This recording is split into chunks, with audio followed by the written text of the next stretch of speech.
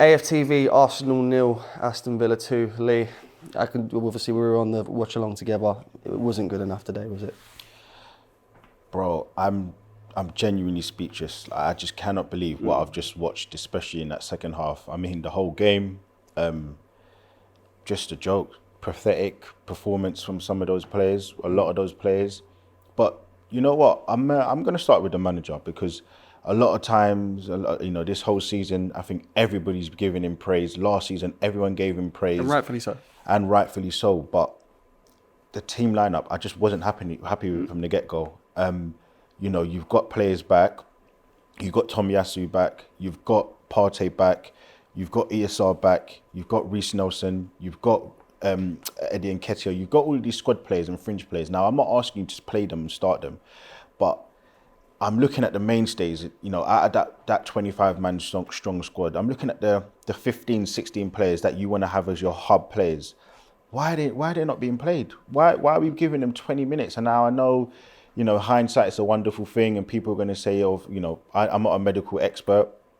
So people might think, well, he can break down from an injury, or this person can break down from an injury, but when are we going to give them the minutes? And today was just the perfect game.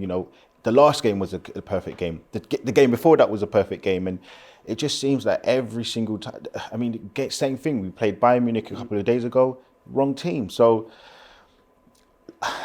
questions are going to need to be asked. Absolutely. Questions are going to need to be asked, because I'm not going to be, going to games, home and away, mostly at home. I'm not going to be sitting here wasting my time with a team where the manager is, running out of ideas and, not making the right decisions, because ultimately he might be our Brendan Rodgers. I don't think he is, but questions need to be asked now. We have to start asking these questions, because we have to get over the finish line. And it's going to look like 2 seasons in a row, he's been the main protagonist in us not getting over the line.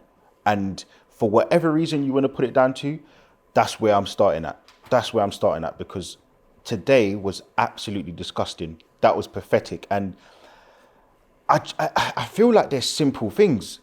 And I don't know why the mistakes are being made, but I feel like today was such a simple game to win. There's not even a smidget of an excuse that I can give the team, because Aston Villa had players missing. Aston Villa had a game that they played on Thursday and we played on the Tuesday. We had all the preparation. We had all the opportunities in the first half. We had all the momentum, and we literally just gave it away. So I can't even begin to say, the whole, be part of the Arteta Defence League, because he has fully unravelled today with that team performance as the manager.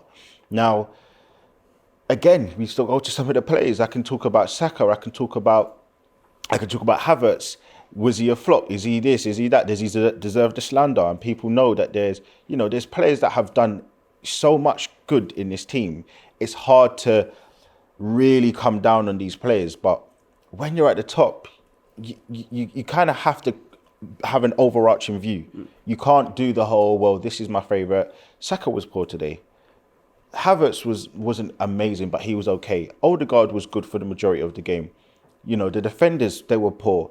But Raya, I've said the whole season, for me, you're a goalkeeper. I just don't see it. Yeah. When the going gets tough, I don't see him save this club. I don't see him say. You watch that game today. I would ask anybody who's watching this fan cam, go and watch Liverpool playing against Crystal Palace. 1-0. There was a header there was a free kick for Crystal Palace, and it was passed into the box. And I think it was Anderson. He heads it down, and Mateta has a shot. Who saves it? Alisson. World class. Saved his team from conceding another goal. Raya doesn't do that. He never, he's not had a moment other than the situation, which was the Porto, the penalties. I just don't see enough to carry the club forward. So that's one thing I'm looking at very, very spooky with. Yes, I can look at some of the big names. Saka, again, I'm going to say he wasn't great today. You didn't raise the level when your club needed you, when the team needed you, but you've done it for so many times. It's harsh to kind of label him. For me, Jesus, I don't think he's the guy, I know he's not the guy to carry this club forward. and he needs to be a rotational player or gone. He isn't good enough to carry this team forward. He came in, he said, he had an interview with Edu. Edu said, what do you want to do? What do you want to be? He said, I want to play. You come to Arsenal, unfortunately, you had the great first half of the season last season, you then get injured. Because then, guys, I'm just giving facts. It's not like I'm giving conjecture. This isn't an opinion. This is what has happened. You then get yourself injured, unfortunately, throughout the World Cup. You come back, you can't save us last season. You come back this season, you get injured again.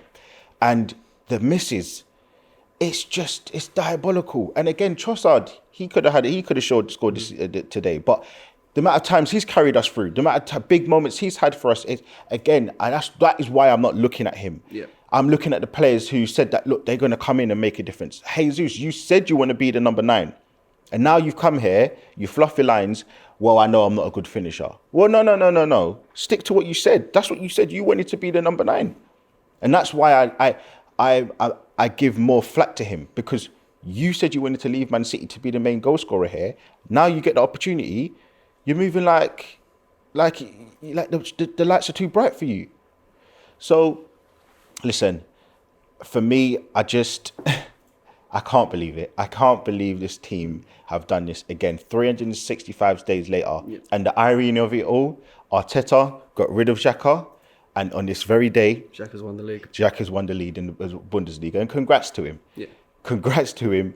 But he's won the league and we've literally lost the league. Because would you say it's done at this point? I don't want to hear not one single person tell me that we are winning this league. It is not happening.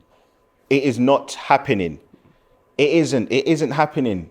People need to get realistic. Man City, every single time they get into a position of winning the league, they never fail to win. So what do you think now? Man City are going to lose it. They're going to crumble. They're going to bottle it. No, they never bottle it. They never, ever bottle it. And we've literally said, you know what? It was Eid the other day, wasn't it? It was on Tuesday, yeah. Wednesday. It was Eid on Wednesday. It's almost like the players have carried that on. They literally gift wrapped their present for Eid and handed it to Man City. And listen, man, these players, utterly, I'm so gobsmacked. I'm disgusted with a lot of them today. And listen, if we do win it, I don't know. Yeah, you know, God tries to give the hardest situations to the strongest soldiers. So let's see. Absolutely, and obviously you've made it very clear that you think the league's done. We've got a massive game coming up against Bayern Munich on Wednesday. Do you still feel that there's hope in the Champions League if you think the league's done? Listen, I'll be honest with you. I watch a lot of online content. I watch the Big Six. I watch Big Six bands. I watch AFTV. I watch everything. Obviously, being part of this community. And before the game, I was very 50-50. I thought it was, they've got a few players out. It's not me being negative. I just think we're out. I genuinely think we're out. I think, we had it all in. We literally had the perfect situation on Tuesday. We literally had 60,000 fans in the stadium. I don't even know if that's ever happened before. We've had 60,000 fans and we've given away 2 silly mistakes for them to score goals. You're now expecting me to go over there and expect us to carry forward the poor performance we've just shown today with probably Jesus up front, Havertz who's inconsistent with his finishing, Saka who sometimes can carry us and bring a big moment out and sometimes can't. And I don't know where Partey is. Partey literally might as well go and get his, I don't even know what it is, his favourite drink is, get a mojito and head off to Mexico because he literally doesn't play. I physically don't understand why he's not playing. He's such a monster of a performance, of a player. Why is he not playing? So, listen, man, it's not over, but it's over.